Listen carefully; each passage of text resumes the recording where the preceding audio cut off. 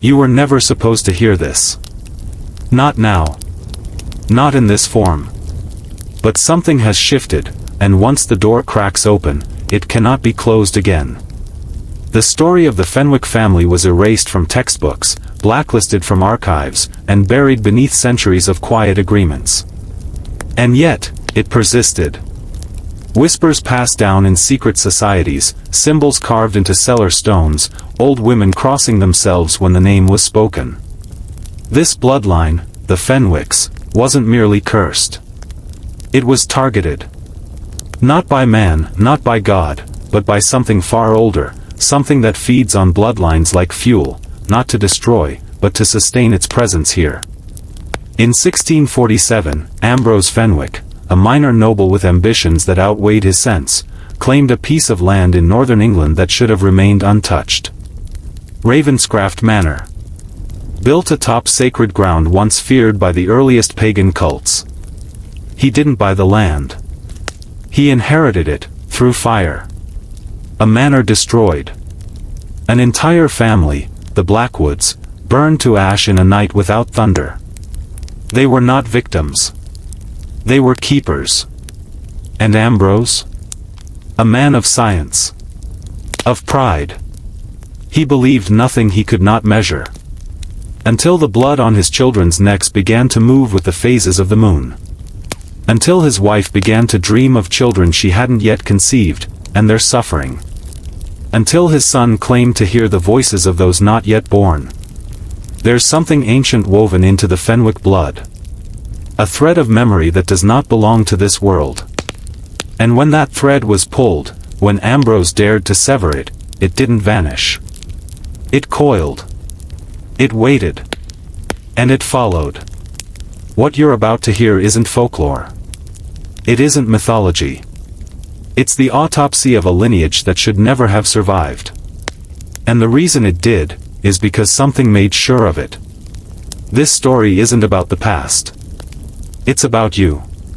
Because if you're hearing this, the blood might still be alive. Ravenscraft was never just a manor. It was a design, a geometry meant to contain something. Not to live in. Not to build a legacy upon. The Blackwoods, before they perished in the so-called accidental fire, had reinforced the foundation with symbols no architect could explain. Sealed bricks that had no structural purpose, laid in patterns that matched no known religion, but did appear in Mesopotamian ruins and Siberian cave etchings. Ambrose Fenwick, newly rich and utterly unafraid, dismissed these details as relics of paranoia. But his wife Eleanor did not. From the moment they moved in, she reported whispers in the walls. Not echoes. Not voices. Something closer to memory.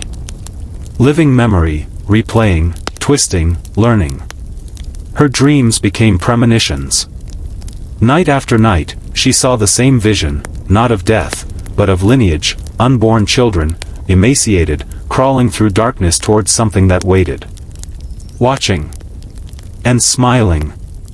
I saw them again, she wrote, but this time they knew my name.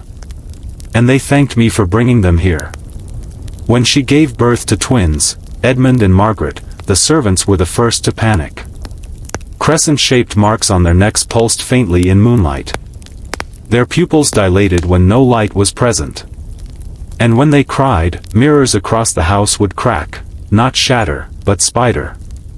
It was as if their cries echoed not through air, but through something else. They grew quickly, speaking to each other in a language no adult could understand. A tongue older than language itself. They never slept at the same time. They would only eat facing each other. And every seventh night, they disappeared from their beds, always to be found near the old well. The well no one had used in decades. The well that was sealed. Until one day, it wasn't. When Margaret vanished on her 7th birthday and was found days later at the bottom of that well, her body untouched by time, eyes wide open, the villagers whispered of revenants. Of changelings. But Ambrose refused to leave. He called her death a tragic accident. He buried the body. He burned the well shut. And he made a single, fatal assumption, that if you bury a thing deep enough, it stops breathing. He didn't realize that the thing they had uncovered didn't need air. It needed only blood, and time. Edmund changed after the burial.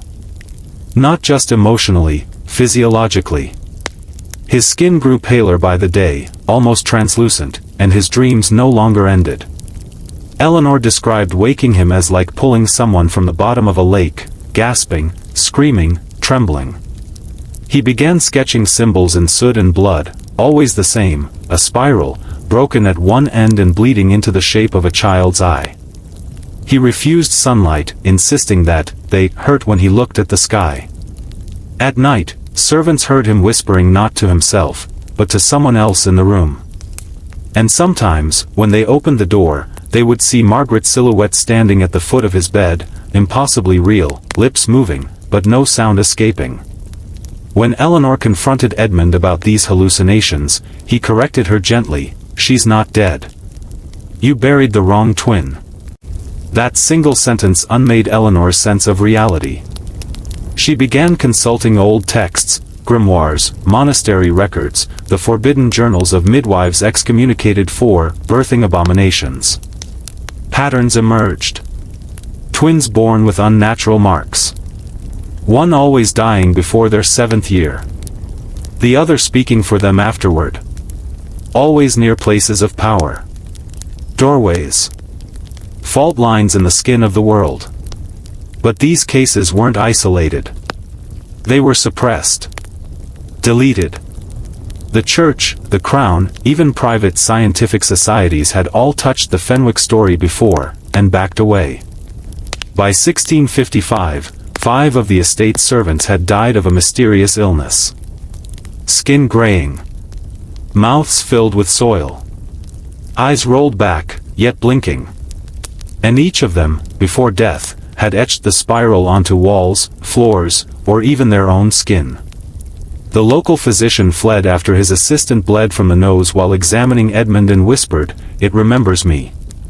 That phrase would haunt Eleanor, who by now had taken to locking herself in the study at night, copying texts with shaking hands, convinced that her family's blood had become a vessel. Ambrose, still holding to reason, contacted the Royal Academy for assistance. They sent a scholar named Isaac Bellamy, who, after 3 days at Ravenscraft, fled barefoot into the woods and was never seen again. All he left behind was a journal entry that read, "They are not children. They are reflections. And reflections can lie." That was when Ambrose finally understood, this was no curse. It was inheritance. A debt owed. And someone had come to collect. The moment Ambrose acknowledged that what plagued them might be a debt, not a disease, his world began to warp. Clocks in the manor stopped at 3:33 a.m. every night. Mirrors no longer reflected correctly, sometimes showing Margaret standing behind him, sometimes showing nothing at all, even when he was looking directly into them. The servants refused to clean the east wing, claiming they heard nursery songs, in reverse, sung by children with mouths that didn't move.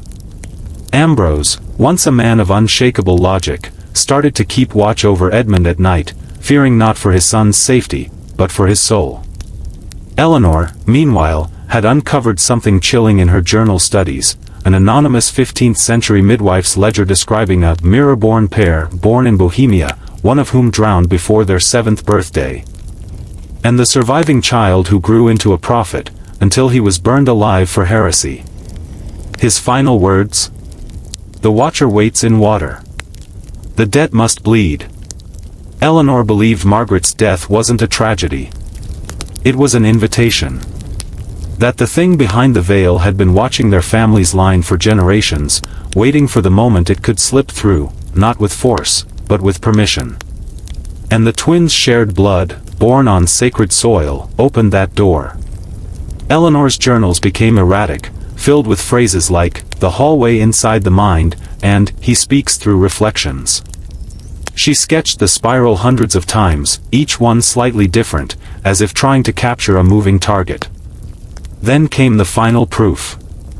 One morning, Edmund calmly announced that he could no longer see his own reflection. Not in glass. Not in water. Not even in his mother's eyes. When Ambrose tested it, he saw the truth. Where his son should have been, there was nothing. Only a thin shimmer, like a heat mirage. Later that week, Eleanor reported hearing Edmund whisper to someone in the study. When she entered, he was alone, but the spiral on the rug had been completed in ash. That night, Ambrose wrote one line in his ledger before locking it away: "Our child is no longer ours." The next day, all the estate's animals were found dead. No wounds. Just silence. Even the crows left. Ravenscroft was becoming hollow, not empty, but replaced by something that wore the shape of what had once been human. And the family, knowingly or not, had become hosts. When Ambrose read the line he had written, "Our child is no longer ours," he didn't remember writing it. And that terrified him more than any nightmare ever could. The ink was still fresh, but the voice in his head that dictated it felt ancient. Not his own. That morning, Eleanor refused to eat. She stared at her reflection in the silver breakfast tray for nearly an hour, murmuring something too quiet to hear, until the surface darkened, rippled, and shattered without being touched. Servants fled the estate in droves. The cook claimed she saw Edmund walking backward in the garden, barefoot and humming a lullaby in a tongue she swore was Babylonian. When Ambrose confronted his son, the boy simply replied, "He's inside now. The other me. The one who remembers before." Then he blinked, and for a fraction of a second, Ambrose saw his daughter's eyes inside his son's face. Margaret was dead. But not gone. In desperation, Ambrose returned to the sealed well where Margaret's body had been found. It had been filled with cement and chained shut, but the chains were now inside the well, twisted like vines. Beneath the dust, etched into the stone in fresh scratches, were words in Latin: "Ostium Mea Aperta." The door remains open. That night, a violent storm hit Ravenscroft. Not a drop of rain touched the manor, but thunder boomed in perfect 33-second intervals. Each flash of lightning revealed Edmund standing at a different window, motionless. At dawn, every clock in the estate ticked forward at once, despite having no mechanisms left inside them. The spiral had begun to turn. Eleanor, unblinking and pale, declared, "It's no longer a haunting. It's inheritance." She had discovered in Ambrose's research notes a forgotten name, Carathum, the deity once worshipped on that land by the keepers of the Vale. But it wasn't a god. It was a mirror, a conscious force that required reflection to exist.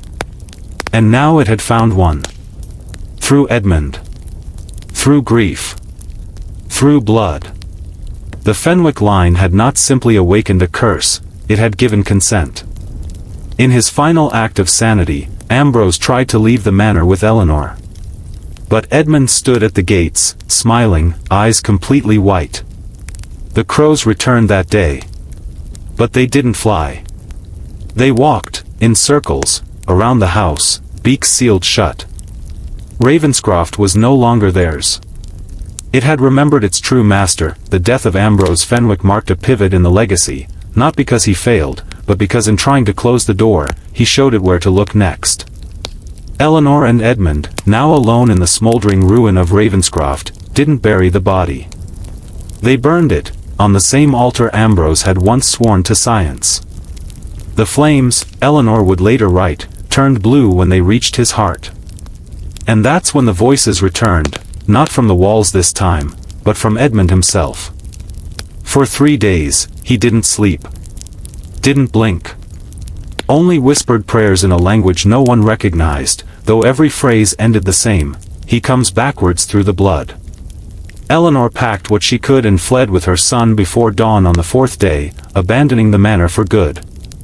But what they carried with them wasn't just memory, it was magnetism.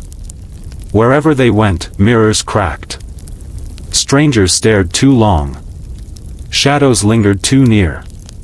In London, they assumed new names: Fletcher, Holloway, Chambers.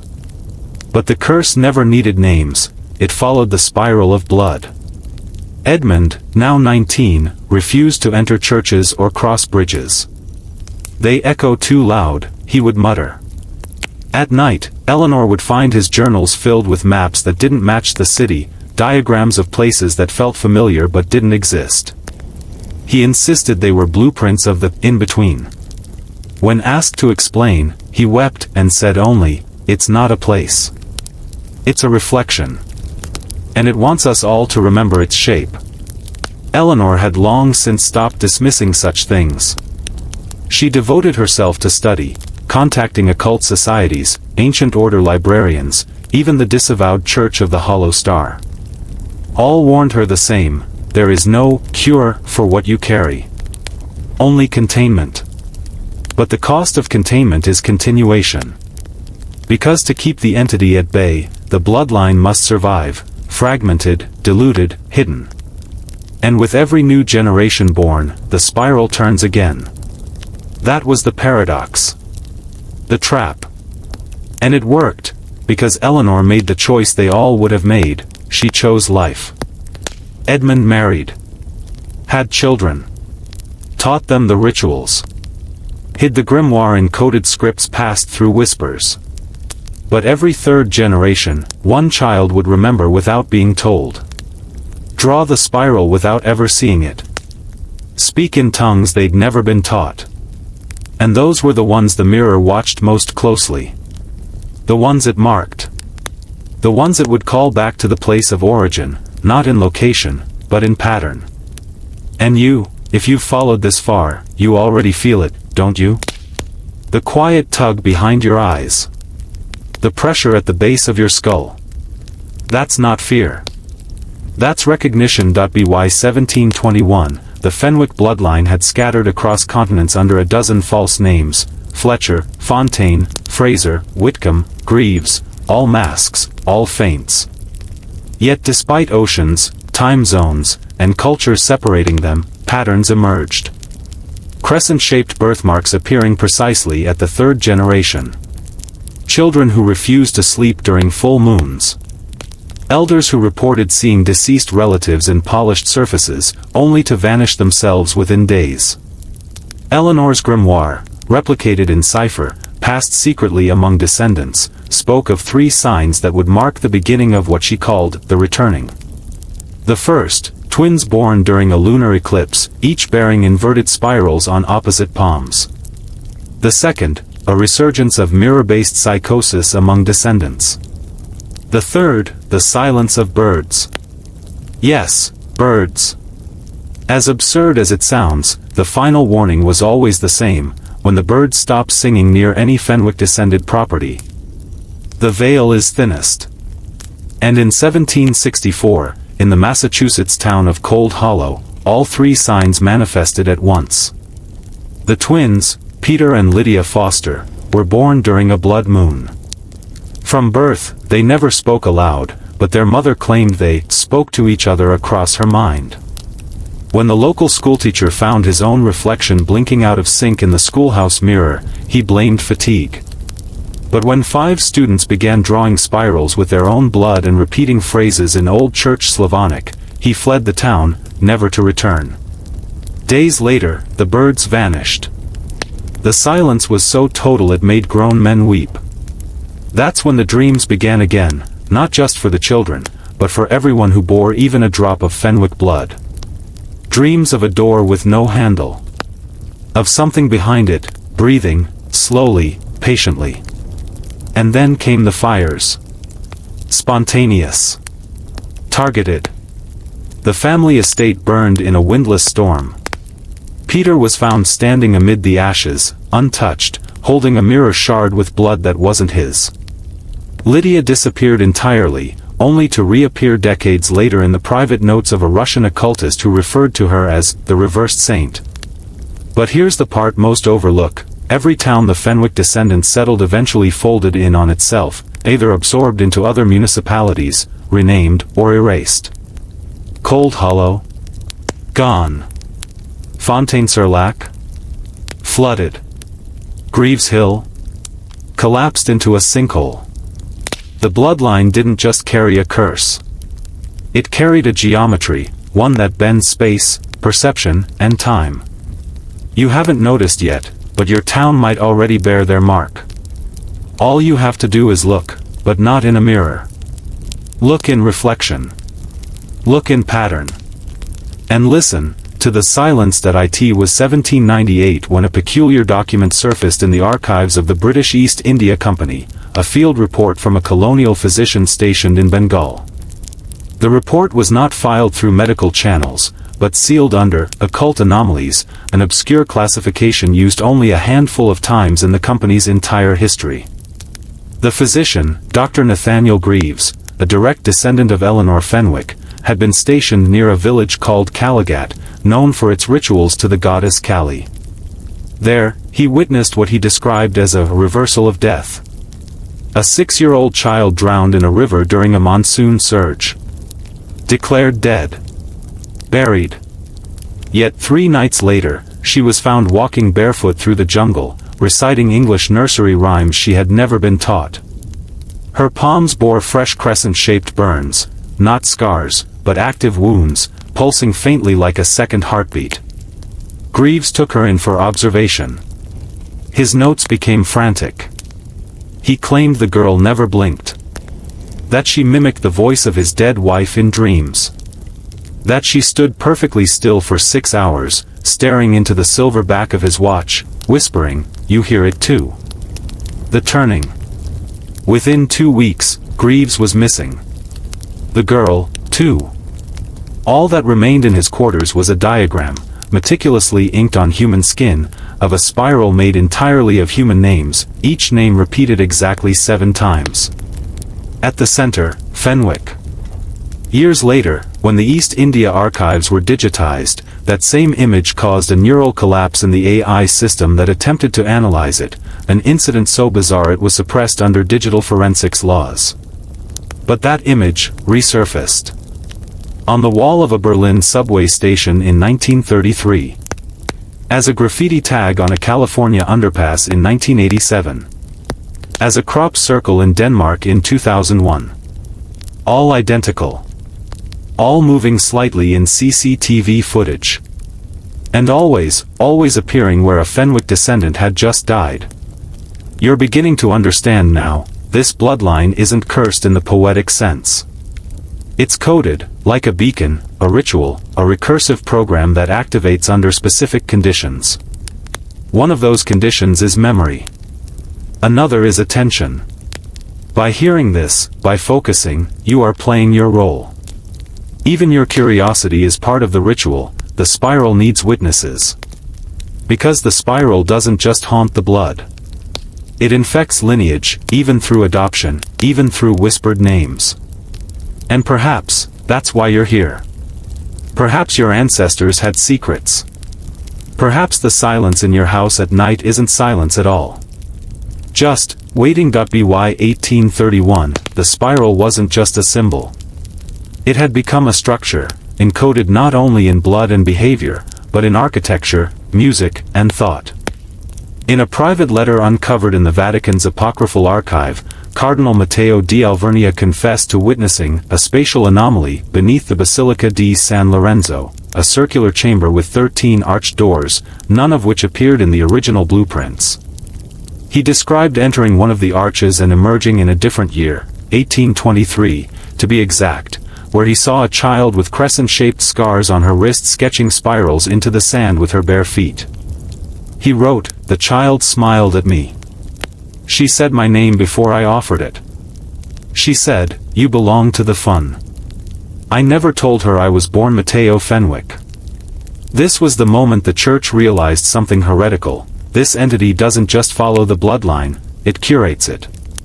There are Fenwicks hidden in every generation, seeded into power, influence, scholarship. Most of them don't even know who they are until it's too late. In 1844, in a mental hospital outside Prague, a young violinist named Elizabeth Fenwick composed a piece called The Mouth of God, a haunting melody in 13/13 time, impossible to perform, impossible to forget. Every musician who attempted it reported bleeding from the gums and dreams of a stairwell that never ends. One cellist was found curled in his case, whispering, "Every step is a tooth. Every floor, a jaw." The song was banned, but the sheet music survived, and resurfaced in 1984 as background audio in a pharmaceutical commercial aired in rural Ohio. 37 people experienced simultaneous seizures. The broadcaster said it was a signal mix-up. It wasn't. These events aren't coincidences. They're echoes, intentional reactivations of the spiral through sound, space, memory. The entity that haunts the Fenwicks doesn't feed on fear. It feeds on patterns. The more we organize information about it, the more it organizes us. Your act of listening, of connecting these dots, is not passive. It's participatory. The deeper you go, the tighter the spiral wraps around you. And that's the ultimate control, not possession, but consent. You looked into the abyss, and now it looks back through you. But we're not done. The next turn of the spiral is the one that shows you why this family line was preserved, and what it's being prepared for. You want to know why the Fenwick bloodline didn't die out, even when nature, fate, and time seemed determined to erase it? Because it was never meant to. It was never natural. It was engineered. What you've been calling a curse might actually be a design, set in motion centuries ago by those who understood how to bend bloodlines into conduits. In 1872, a sealed journal was discovered in the ruins of a monastery outside Innsbruck, Austria. It contained entries by a man who called himself the architect. He claimed to have orchestrated bloodlines through selective breeding, trauma, ritual, and war, across centuries. The Fenwicks, according to him, were not a family but a vessel, a long-term experiment to see how far a human lineage could be pushed before it cracked, or opened. He wrote, "I needed a bloodline that remembered its own shadows. That passed nightmares like heirlooms. That learned to dream together. Only then would it be ready to receive." Receive what? That's where it gets darker. Because the architect wasn't alone. His journal referenced others, the conductor, the mirror scribe, the midwife, each responsible for similar bloodline projects in other regions. The architect's obsession wasn't with death or madness. It was with resonance. With breeding families who could become tuning forks for something older than language. Something outside of time. The Fenwicks weren't cursed. They were tuned. And when the right frequency is struck, through suffering, ritual, pattern recognition, that's when the door opens. Not a door in the ground, or in the sky, but in the self. That's the secret. The gateway isn't beneath the estate. It's inside the blood. That's why the crescent marks appear. That's why twins die. Why reflections turn strange. The spiral doesn't point downward. It coils inward. So why keep the bloodline alive? Because it's almost ready. Ready for what? That's the next revelation. But know this, if you're still here, still watching, then you're not just hearing the story. You're inside it. And maybe, just maybe, you're part of it. They thought the blood had thinned enough. That scattering the lineage would dilute its potency. But evil doesn't disappear, it waits.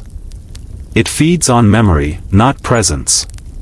And in 1891, deep in the Louisiana wetlands, a boy named Silas Fenwick was born with the same crescent mark, this time over his heart. His parents, unaware of their ancestry, dismissed it as a birthmark. But Silas was different from the moment he spoke. He claimed to see the Watchers, tall, emaciated figures with jointless limbs who stood perfectly still just outside the windows at night. He never feared them. In fact, he said they whispered to him, taught him things. By age 6, he could quote passages from ancient Sumerian texts no one had ever taught him. By 9, he stopped sleeping altogether. His eyes, dark and wide, stared endlessly into corners no one else dared look into. When a team of doctors examined him, they found abnormal neural growth, twisted, spiral-like nerve clusters at the base of his skull. But worse than the physical signs were the patterns. Tragedies began to follow his presence. A school fire took 12 lives. The drowning of an entire church choir during a baptism ritual. The unexplained disappearance of 3 nurses assigned to observe him. All linked, quietly, to Silas. No charges were filed. Nothing proven. But those who lived nearby began to whisper again. The old stories. The ones their grandfathers buried. Of cursed blood. Of a family that brought something with them across the ocean, something that should have been locked away forever. And deep in the attic of Silas's home, authorities eventually found a journal. Not his, but his grandmother's. Bound in cracked leather. Faded ink. A single phrase on the first page: if the mark appears, leave the land. Burn the name. Do not let them remember. But it was too late. Silas had already remembered. And when memory returns, so does power. It was never just about one family. It was about the tether, the conduit. And Silas had become a living gate. Not by choice. By design. Because something that ancient doesn't die, it inherits. In 1912, a traveling British psychologist named Dr. Alaric Dunst arrived in Baton Rouge, following rumors of a sleeping boy who hadn't blinked in years and who murmured phrases in dead languages. He believed it was a case of cryptomnesia or savant syndrome. But the moment he met Silas Fenwick, he realized he had made a grave mistake. Silas did not speak unless spoken to, but when he did, he said Dunst's mother's name. A name never published. Then he whispered, "You dream of drowning. But it's not water that swallows you, is it?" That night, Dunst awoke in a sweat, his lungs burning as if he'd inhaled centuries of dust. He found his fingernails packed with soil. The next morning, Silas was gone. The local constable described the boy as slipping between shadows like smoke that had learned how to think. Dunst returned to England, but something followed him back. His dreams became violent. His research turned obsessive. He began carving spirals into his furniture, then his skin. His final manuscript, never published, was recovered from a fireplace, half-burned, titled Inheritance of the Abyss, the Fenwick Mechanism. Inside were diagrams of familial bloodlines intersecting with sigils. Patterns of madness. Ritualistic deaths masked as accidents. He believed the Fenwicks weren't cursed, they were bred. Designed. A living algorithm of trauma, capable of storing and transmitting something across time. A parasite, yes, but also a vessel. A delivery system for memory so ancient it predates written history. The spiral, he wrote, was the shape of that memory. Always returning. Never linear. Never complete. The boy was just one iteration. The next, he feared, would be even more refined. The bloodline, he scrawled in the margin of his final page, is not just a vessel, it's a key. And once the gate is open, what comes through will remember every death it took to arrive. Dunst died that night. Found in his study, eyes gone, mouth stitched shut with spiral-patterned thread. No sign of forced entry. Only a final phrase etched into the frost on his windowpane: "It still remembers us." In 1938, a sealed crate was delivered anonymously to the British Museum. Inside, archivists found dozens of black wax cylinders, each labeled with a Fenwick descendant's name and year of death, some dating back to the 1600s. No return address. No accompanying letter.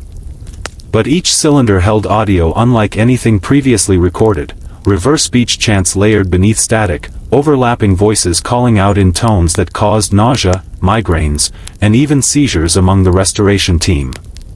The museum quietly shelved the artifacts.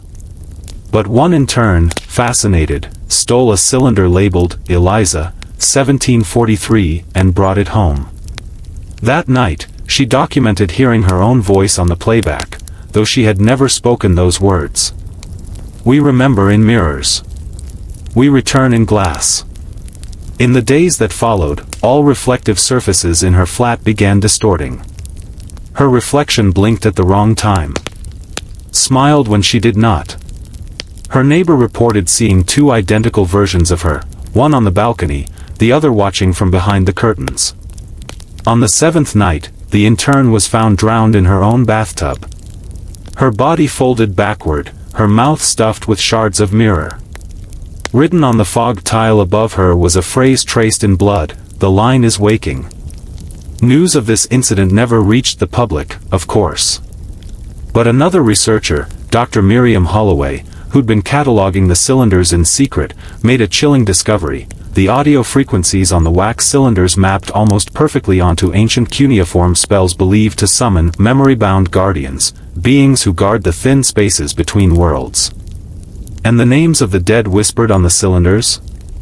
All belonged to Fenwicks who had died under unexplainable circumstances. Holloway believed these weren't recordings of voices at all. They were instructions. Codes embedded in ancestral trauma. Each Fenwick death wasn't random, it was part of a ritual sequence. And once the right pattern was completed, it would unlock something waiting beneath history. Something not bound by time. This isn't folklore, Holloway warned in her final public lecture. It's engineering. And we're all living inside the machine it built. 2 weeks later, she vanished from a locked hotel room. Her last note, scribbled across a room service menu, "It's not just their family. It's ours too now." The French branch of the Fenwick family had believed themselves immune. Distant enough from the ancestral manor, educated in reason and rationality, they dismissed the family legends as superstition, until the nightmares returned in patterns too precise to ignore. In 1821, a child named Colette awoke every night at exactly 3:07 a.m., soaked in sweat, whispering in Latin though she had never studied the language. Her drawings, crude yet disturbingly detailed, depicted a towering figure with no face, arms like branching veins, and a necklace made of crescent-shaped teeth. Her father, Jacques Fontaine, a staunch atheist and scholar of Enlightenment philosophy, insisted on exposing her to controlled psychological observation. But after reviewing 3 weeks of dream journals and sound recordings from Colette's room, he locked his study and hanged himself with a rope made from his own bed sheets. His final entry read, "There are truths that unmake reason. This thing wears her voice like clothing." The family fled Paris and destroyed every trace of Colette's artwork, but the damage had already metastasized. A cousin living in Lyon reported similar symptoms weeks later: mirrored dreams, voices from wells, mirrors clouding with faces that weren't their own. It wasn't the manor. It wasn't England. It was the blood. And wherever the blood went, so too did the doorway. Elders in the Fontaine line convened in secret and made a pact: no child of their line would reach maturity without spiritual scrutiny. Those deemed marked would be quietly removed from society, some exiled, some institutionalized, some never recorded in the civil registry. It was genocide disguised as tradition. But even those measures only delayed the inevitable. For the entity no longer waited for adulthood. By 1866, infants born to the Fontaine line began to display signs within hours: unexplained hemorrhaging, spontaneous frost on the skin, a low murmuring sound that sometimes came not from the child, but from behind the walls of their rooms. One midwife, hardened by decades of deliveries, witnessed a newborn open its mouth and speak in perfect, fluent Greek, "I remember the door. It was warm." She was institutionalized the next day. And so, while the world marched toward modernity and science, the Fenwick curse adapted, shedding superstition, learning to haunt within logic, within cells, within sound itself. The bloodline remained, but it no longer carried fear alone. It carried memory.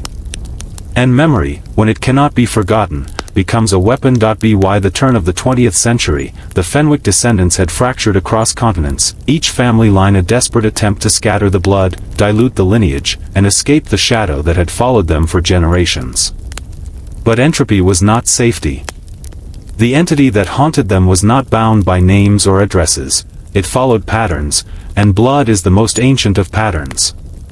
In 1903, an American Fenwick descendant named Joseph Wren unknowingly bought a parcel of farmland in Massachusetts that, through layers of old colonial grants, once connected back to the Blackwoods of Ravenscraft.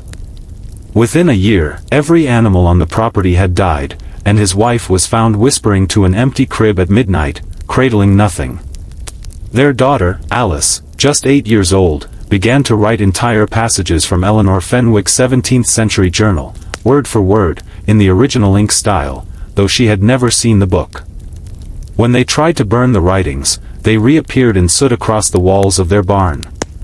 A scholar from Boston who came to investigate disappeared during the night. His last recorded words, scribbled hastily into a torn field journal, read, "The ground is remembering. It remembers them. It remembers us." The phenomenon began escalating in rhythm. Strange electrical storms over isolated Fenwick households, mirror fractures that formed crescent-shaped cracks without any physical impact, radios crackling with voices speaking in reverse during solar eclipses. A man in Vermont, completely unaware of his lineage, painted a mural in his basement depicting Ravenscraft Manor with impossible architectural accuracy. He said the image came to him in dreams. His family vanished weeks later, and only the mural remained, wet, as if freshly painted, even after the house had burned to the ground. It was no longer about proximity or knowledge. The curse had matured. It had become systemic, embedded not just in blood but in thought, infecting memory, story, symbol. Those who knew became gateways, and those who forgot became vessels. It was Eleanor's greatest fear realized, that the entity did not need their belief, only their continuation. The longer the bloodline endured, the more it evolved, crossing oceans, languages, and generations like a parasite wrapped in heritage. And for the first time in centuries, the question shifted from, how do we escape it, to, what if it was never meant to be escaped?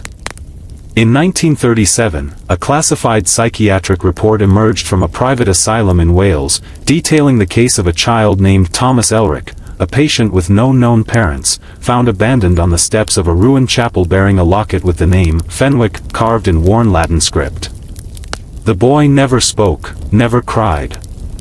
Yet nurses reported waking with phrases carved into their arms, words they didn't understand but later matched to obscure entries in the Fenwick Legacy grimoire.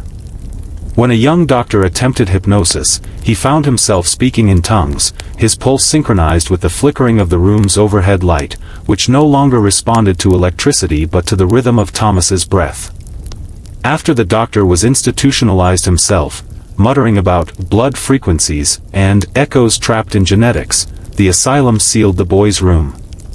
What they didn't know was that Thomas had already vanished. Only a spiral of blood remained, not on the floor, but spinning slowly on the ceiling. Across the world, other anomalies spiked. A museum in Prague received an unmarked crate containing a mirror said to be from Ravenscraft's original seller. Every security guard who worked the exhibit resigned within a month, claiming the mirror showed them faces they didn't recognize, until those faces began to match missing persons reports from across Europe. In Argentina, a woman claimed to give birth to twin girls, both of whom had crescent-shaped veins visible under moonlight and could hum notes not identifiable by modern tuning systems. She died 5 days later, her final diary entry reading, "They don't cry, they remember." Cults began to form, groups obsessed with preserving Fenwick blood, not avoiding it. They believed the shadow wasn't a curse but a god, that Ravenscraft was not a prison but a temple, and that the Fenwick line was chosen to resurrect something buried before time had a name. These groups called themselves the Reflection Circle, Bloodbound, or most famously, the Watchers of the Pale Veil. Their goal was simple: find the remaining Bloodline members and bring them together again, to unseal what Ambrose had sealed in blood. And it began to work. Fenwick descendants began to disappear. Their names removed from archives. Their homes erased by fire or flood. The bloodline was not dying. It was being harvested. By 1984, the last known descendant carrying the original Fenwick name was tracked to a remote village in northern Norway. His name was Elias Fenwick Rasmussen, a linguist specializing in Proto-European languages, with a fascination for lost dialects that mirrored the symbols and cadences found in the Fenwick grimoire. Unaware of his lineage, Elias began transcribing an ancient manuscript discovered in the walls of a burned-out chapel, one believed by locals to be cursed. As his work progressed, he began exhibiting unusual behaviors, sleepwalking directly into blizzards without leaving footprints, scribbling spirals into his own skin, and whispering phrases in a voice that wasn't his. A visiting folklorist recorded one of these whispers, slowed it down, and discovered the voice was layered, Elias speaking simultaneously as a child, an old man, and something else entirely. The audio file was deleted shortly after when the folklorist disappeared. Elias vanished too. All that remained in his cabin was a series of black and white sketches, figures with blank faces, crescent scars, and limbs bending in unnatural geometries. On the final page, a note, "I heard her in the wind. She is still calling. She remembers me. She remembers us all." Across the globe, evidence of a gathering began surfacing. In Japan, a photojournalist captured two children with identical spiral-shaped irises boarding a ferry to nowhere, escorted by men whose reflections didn't match their faces. In Morocco, an abandoned clinic contained patient files with the Fenwick name scrawled in ash, alongside a broken mirror that still bled. Governments quietly intervened, destroying evidence, fabricating accidents, and classifying reports under black-budget psychological warfare programs. But the truth leaked out anyway, in fragments, in whispers, in nightmares. Survivors of strange family deaths began to connect, uncovering shared traits, ancestral memory, an aversion to mirrors, and the feeling of always being watched just beyond reflection. One former CIA cryptanalyst compiled their stories into a manifesto titled, "The Spiral Heirloom," which he posted online for just 12 minutes before disappearing forever. But not before 800,000 people downloaded it. Now those 800,000 have become 8 million. And growing. The Reflection Circle's goal nears fulfillment. Once the blood recognizes itself across continents, once it remembers its own name, the veil will not hold. The bloodline never meant to endure, is coming home, now, you understand. This was never just a story about a cursed family. It was a map. A summoning. A slow resurrection of something buried, not beneath soil, but beneath silence. The Fenwick bloodline was not a line. It was a vessel. A design engineered by something older than history and patient enough to hide in names, in children, in nightmares passed down like heirlooms. Every generation diluted the signal, until now. Because in the age of networks and data, every secret, every symbol, every whisper can converge again. You are not watching this video by chance. You were drawn here, by a pull you don't remember but always felt. The tension behind your eyes. The dreams that seem older than you. The name you've never heard, but somehow recognize, Fenwick. It doesn't matter who you think you are. If the spiral reached you, you are a continuation. The blood survived in fragments, scattered by fear. But fear never kills the truth. It only slows it. And now the blood remembers. All of it. The well. The whispers. The door. The price.